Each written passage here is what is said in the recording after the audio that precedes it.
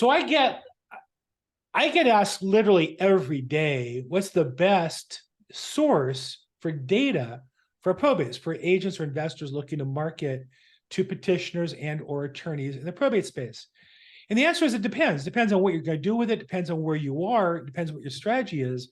One of the companies that came across recently, very highly referred, was LeadVine. I'm really lucky to have here today Cody Elliott to give us a walkthrough on their probate product. Cody, thanks for making time for us today. Yeah, absolutely, Bill. Thanks for having me. So leadvine.com is the website, and I know you have several different products, but the primary one, and the one we're going to talk about today is Probate Leads. Give me an overview. What do you guys do in the probate space? So we'll actually go into the probate courthouses and we'll aggregate the records directly from the source, but then we'll take it a step further and we'll search all of the probate records and then locate real estate that's owned by the decedents at the time that the probate is filed. And it isn't always an estate case. So one thing that I've heard when I talk about, there being real estate and probate is, a lot of people might assume that it needs to be a specific type of case, like an estate case, but there are actually a lot of different probate cases that own real property, summary administrations, disposition of personal property, spousal petitions, all those probate case types can have real property. It just won't necessarily go through the probate process due to different shortcuts.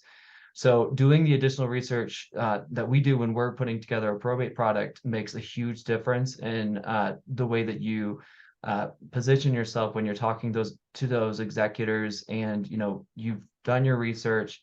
You've mentioned, hey, this is the property I see attached to this estate. I'm an expert in this space. I work with families in probate all the time, and my goal is to help you find solutions regarding this property.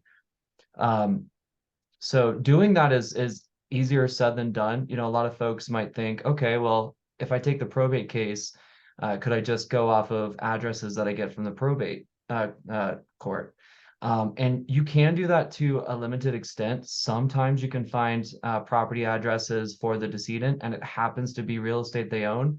But a lot of times the domicile address, which is typically what you'll see on the documents or the dockets, aren't necessarily owned by the decedent. It might be a relative's house. It could be a hospital or hospice care. It could be, a friend's house even, right? It's not necessarily their property. So being able to take that information and then still find real estate is a big deal, because you'll actually know the property ahead of time when you're reaching out to the executor, and it just comes across as a lot more professional. So I know one of the questions would be, there are a number of companies in the space. I've met with several of them. I used several in the past. The one I use currently is only in California, and certainly. So why should somebody use LeadVine? Give me a reason why amongst the companies are available. What do you think you guys do different or better than the competition that helps somebody who's looking to build their business? The main thing is the quality control processes that we have in place. We manually go through every single lead. It's a very arduous task. And being able to take real estate that's in probate and accurately determine that this is actually that person who owns it is huge. Yeah. So for example, if you had a John Smith that was going through a probate in Oklahoma, for example, and you try to search on Oklahoma County's tax assessor's website, or if you went to the tax assessor's office and looked up the name, you might find 50 or 100 properties that are owned by John Smith. So being able to determine whether or not, any of those properties are owned by that same John Smith that's in probate is a lot of times very challenging to do that. So in order to accurately determine that, you're going to have to do additional research from many different angles, whether it be going into the documents and seeing if you can find an address that correlates to the records you find at the tax assessors. The names might be reversed. So sometimes, it might be stored last name, first name, or first name, last name, and it's just swapped. Sometimes it's owned under an LLC or a trust. So it is very challenging sometimes to actually find the real estate that's owned by that correct person. And that's difficult to do even with smaller counties. But if you take a larger county like Harris County, Texas, that becomes exponentially harder. where even non-common names, can be challenging because you might have 4 or 5 properties owned by a non-common name, Yeah. and you're not necessarily going to know which one is owned. So we take all of that expertise that we've been doing this, for years, for tens of thousands of records, really each month that we're sifting through. And we take that experience to accurately determine which real properties are owned by the actual decedent and not someone with the same name.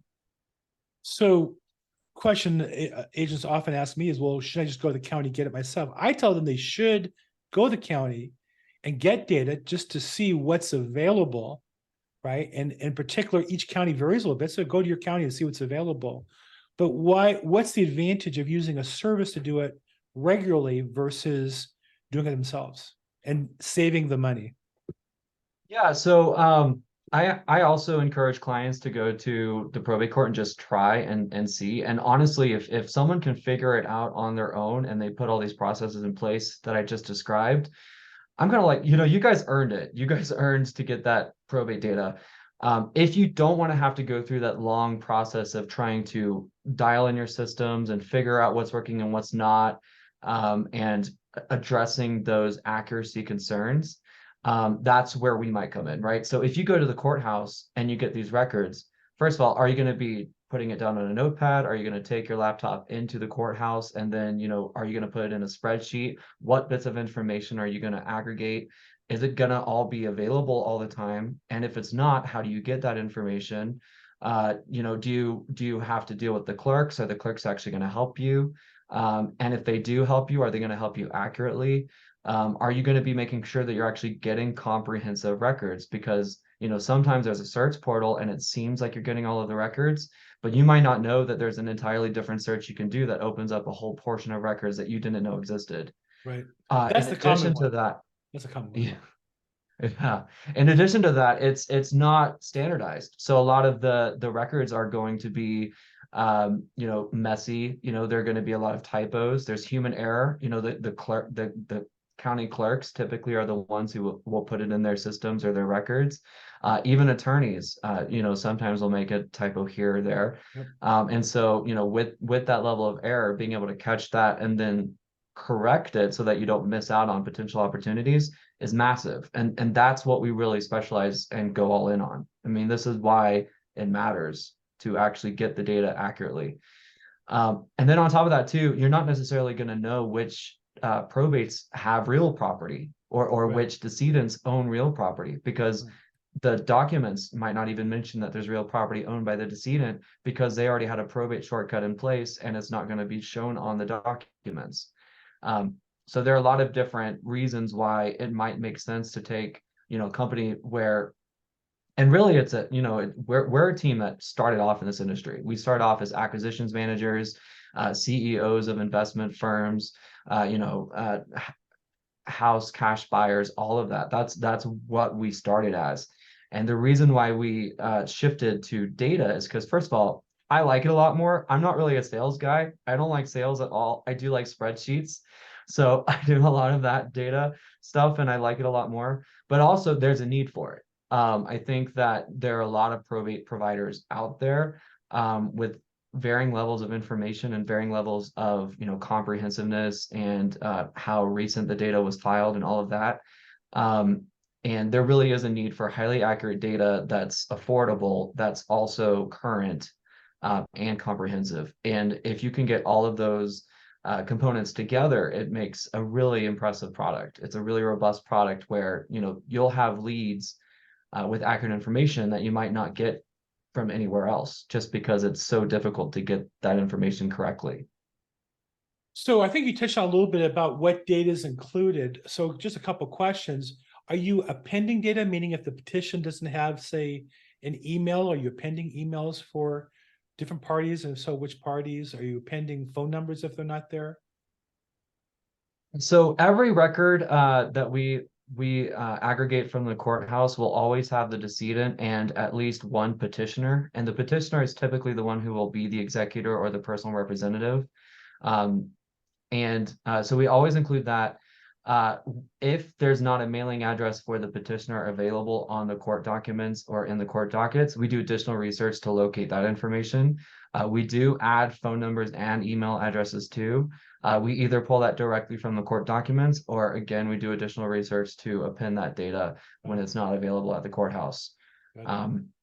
So it's a really big deal. And the whole point of using, a provider and using LeadVine would be to, make it easy, right? You just want to make it easy on yourself. You want to devote most of your time to the high value activities like closing deals, building rapport with folks. And you don't necessarily want to have to worry about hiring people, hiring VAs, hiring assistants to go get this data for you, or God forbid, doing it yourself and then missing out on all of that personal time where you can be, trying to close more deals and getting more deals lined up. So there's a huge opportunity cost if you try to do it yourself. When I first went to court regularly, after a couple of weeks, I saw in the courtroom, in the research room, a woman, and she was obviously collecting data. And I asked her, and she was a person who, there's a service that sent her there to collect it, and they were aggregating the data. Now, I don't know if it's a vendor you use or there's multiple vendors or who it was. She described a company that had hired her, but she didn't really know what they did with it. She was paid by the hour, and she took the bus in and did her work and went home. But she did, give me a name and number. And I said, well, if I was to pay you, would you do this work for me? And if I, and it was at the time like minimum wage she was getting paid. I said, well, if I paid you an extra couple of bucks an hour, would that work for you? You can either duplicate it, sell to them, is fine with me, or work for me exclusively. I'll hire you from them. She was already trained. Oh yeah, it sounds great. So it worked great for a couple of days until she just disappeared. And the moral of the story is, once you add in other employees or other people, it just complicates. And what seems easy, I met her at her name or number or email. Oh, she'll just do this for me, send me the data. I'm in like Flint. Just like your business, if somebody doesn't show, you got to fix it because you got customers expecting you to deal with it. I don't want to be in that business. I'd rather just sell houses. So that's a good point. It sounds easy, but it just isn't that, I don't think, easy at the end of the day. So let's go through the offering in more detail. If you want, I can share your your screen and talk about, I'm sorry, your webpage and talk about your different programs. So let's talk about what's the most popular. Is the most popular the core product, or is that just the marketing push there and people, you start off with the starter version? Yeah, so it's actually funny. I would say most popular for folks that sign up on their own. Core is the most popular just because it's 2 counties tends to be a sweet spot for a lot of folks. Yeah. But most of our clients would actually fall under the enterprise level, because there are just so many counties out there, and we'll structure, of course, a special deal if someone does more than 3 counties. But yeah, there are folks that are in the Dallas metro that are signed up for 8 counties. Folks in multiple states or regional, that are signed up for 5, 10 or more counties. So I would say enterprise is actually truly the most popular, whereas the folks who don't need to talk to us first will typically just go with core. So it's interesting because when you say that, I'm in LA County, I'm sure people passed out at the idea of even 2 counties, because no agent can cover even 1 county in Los Angeles, I don't think, as fully, because it's so big and so populous. But in most states, counties are much smaller, and people, I know real estate agents will tell me they'll cover 3, 4, 5 or more counties in their business, where here I don't even cover all of LA. I just cut off certain sections I can't get to. Okay, so the website is leadvine.com. And are there any coupons, discounts, promos? If somebody wants to pay attention to you and find a way to save some money, come on, give me something here, Cody. What do you say? Well, And we by the way, do. I'm not an affiliate. I don't get a nickel on this. But I like your approach. I like your company of what I've seen of it. I think you guys do a really good job. You became highly recommended by a colleague of mine who uses you.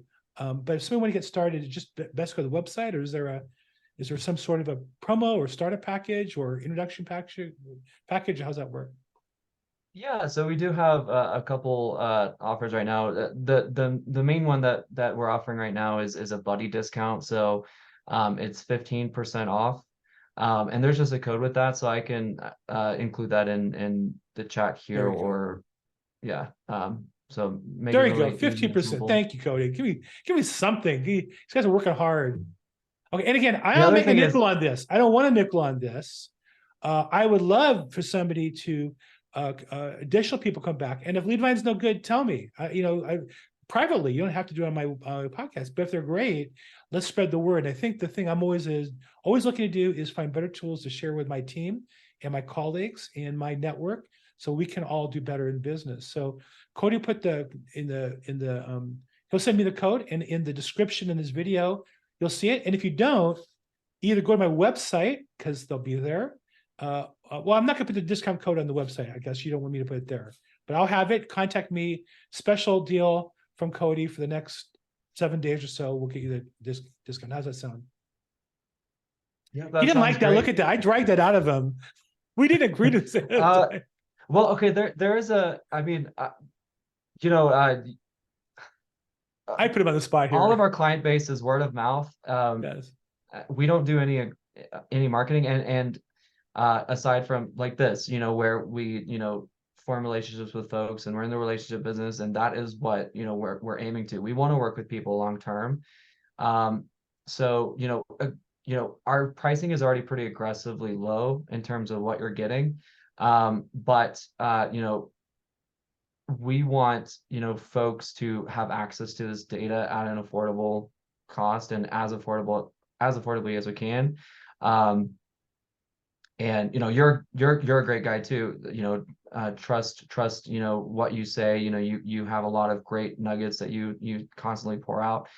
So yeah, absolutely. 15%. It hurts a little bit because I know how good the data is, and I don't want to have it come across as not a really superb product. But at the same time, yeah, I want people to get a good deal and to really make a lot of money when they work with us. Okay, I'm not going to put the description. If you're watching this and you want to try LeadVine, text me, email me, call me. I'll get you the discount. We'll make it something special for a while, and we'll do it for about 7 days or so. So if you're watching this live, great.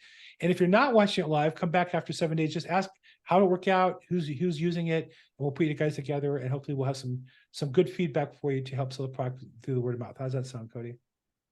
Sounds great. Okay, guys. Hey, Cody, thank you so much for your time again. LeadVine.com. On the front of the page is Probates, another probate data source, but really one that comes really highly recommended to me, particularly outside of California. And this is Bill Gross. As always, I'm at Bill Gross Probate. Make today your best day ever. Thanks so much. Thank you.